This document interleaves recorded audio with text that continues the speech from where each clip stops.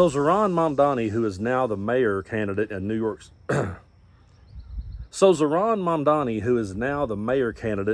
City, has really thrown a wrench into the American political system. You got people in the Democratic establishment saying that he's too extreme and that they're going to have to work to keep those moderates. He'll run off the moderates, they say.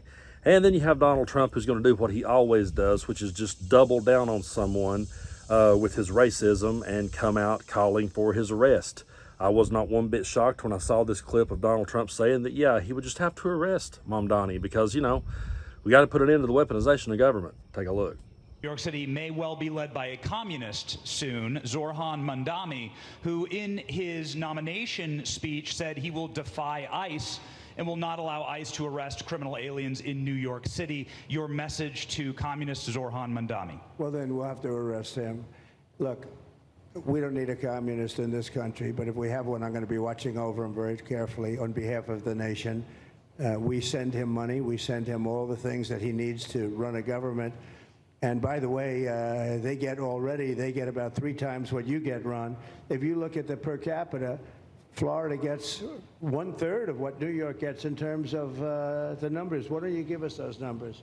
Yeah, well, because that's what we should send him. Yeah, well, like sometimes people say Florida gets more because they count Social Security recipients, but that's not money to the state. Those are seniors that live here. If they moved to North Carolina, you could count it there. So it has no interaction with the state government. They get more in the city and state governments than we get. Right, substantially.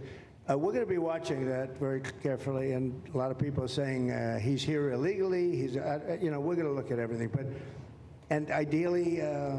He's going to turn out to be much less than a communist. But right now, he's a communist. That's not a socialist.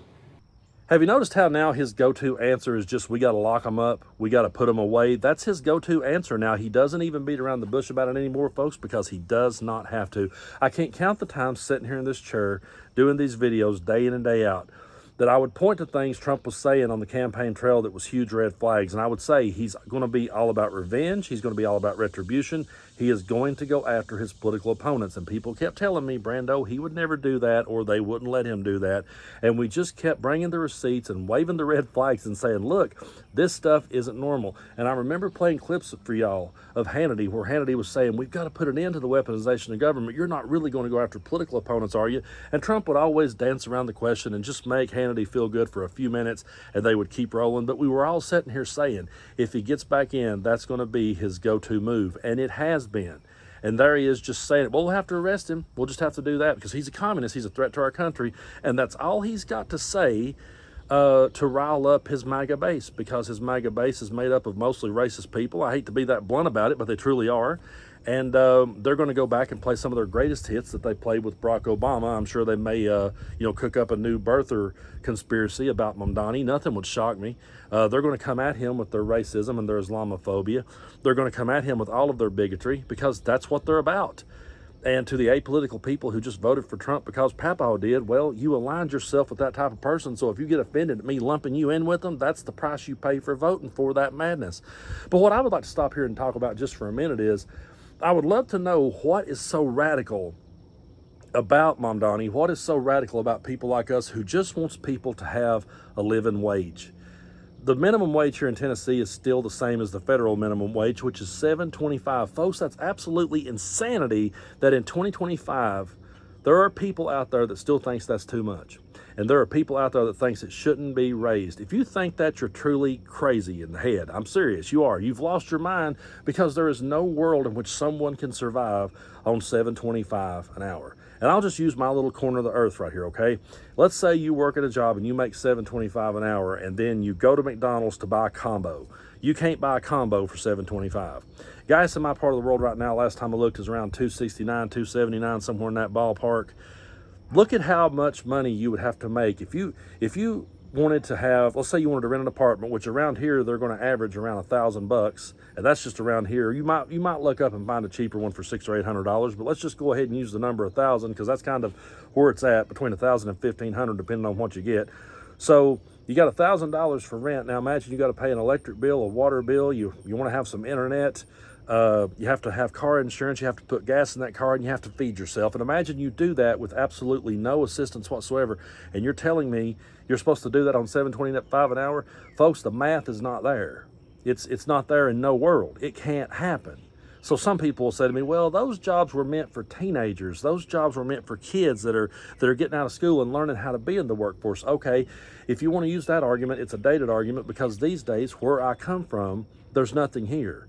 Everything got sold out from under us. There's no good paying jobs. So people around here either, they may come up with their own carpentry business, own plumbing business, they may become an electrician, something like that. If they end up getting a job in the medical field, they usually end up having to move out of town to go work somewhere else, so they're not here anymore. But for the most part, it's the coal mines, which is always going up and down, or it's retail, or it's selling drugs. It's being like Walter White and Jesse Pinkman, and we got a whole lot of that shit around here. But that's what the options are that are left. And I'm extreme because I want to see people paid fairly. I'm extreme because I want to see people get ahead in the world. I'm extreme because I will point out that my grandfather's generation and my mother's generation was able to work a minimum wage job, and they were still able to go on family vacations. They were still able to have a pension. They were still able to have a retirement. They were still able to pay for their own homes with that living wage back then. It's not the same anymore, folks. For those of you that think $7.25 is still okay in 2025, this ain't 1955 anymore. It's just not. And the idea that people thinks people can scrape by on, that's ridiculous. Then I would like to see everyone's have health care, universal health care. How is that an extreme idea to have? How is that truly extreme when I just want to see people taken care of? I want their tax dollars to go to help pay for the medical procedures that they need. And by the way, I believe that I should stay out of their medical decisions, no matter who they are. I think I should stay completely out of that. That should be their business. And I have no problem with my tax dollars going to pay for someone else's medical needs, no matter what those needs may be, which leads me to the next point, that I want women to be able to make the decisions and have control over their own bodies. I don't want anyone else making that decision. I want her to sit down with her doctor and they come to the conclusion they need to come to. And me, I need to mind my own damn business. My personal opinions on abortion is absolutely irrelevant. The church's opinion on abortion is absolutely irrelevant. The forklift driver down at the plant's thoughts on it is absolutely irrelevant. It does not matter. I think that women should have the right to have control over their own bodies. I think that the gay and trans community should be able to live however they want to live in this world, how they were born to live in this world, without the fear of having hell rain down on them by a bunch of bigots that Donald Trump is stirring up. We just want to see people do better. And we want to see people take care of the environment. And we don't want to see any more wars, by the way. We've always been for no more wars. We've always been for stay out of the Middle East. We've always been for stay out of these conflicts. But we've also been for defending democracy. And when a sovereign nation like Ukraine gets attacked, then yeah, we're going to stand up in and say, you know what? We got to go to bat for these people because we got to go to bat for democracy, and we can't let Putin take Europe. But I don't see how that any of these views are radical. But what I do see is that Donald Trump and the Maga movement are shaking in their boots because they see someone like Mamdani getting over. Now, he may not be, he may be a future president. He may not. We don't know where his political career is going to go from here, because I think he's only 33 years old. So he's got a long, bright future ahead of him. But his message resonated. And there are going to be people who are going to look over and they saw his message resonating, and they're going to say, hey, that's working. The same way that a lot of grifters got behind Donald Trump because they saw that message was working, people are going to get sick and tired of that grift. People are going to get sick and tired of Donald Trump being on the wrong side of history. They're going to say, you know what? Now this is working. Now let's get behind the working people. Let's get behind women. Let's get behind the gay and trans community. Let's stop demonizing immigrants that wants to come to this country and make a better world for themselves. Let's stop demonizing everyone that disagrees with us. And they're going to start turning and start talking to people about the issues at hand. And when they do, after this big, beautiful bill really kicks in and starts absolutely ruining people's lives, the big bullshit bill that it is, then you're going to see more and more people start to turn around, and that type of message is going to resonate with them because they're going to be suffering. And because then suddenly people like us won't seem so radical after all. So that's all I can say about it. I don't see how that we're radical. I don't see how Mamdani's radical. I don't see how anyone who just wants people to be treated fairly and be decent human beings is radical.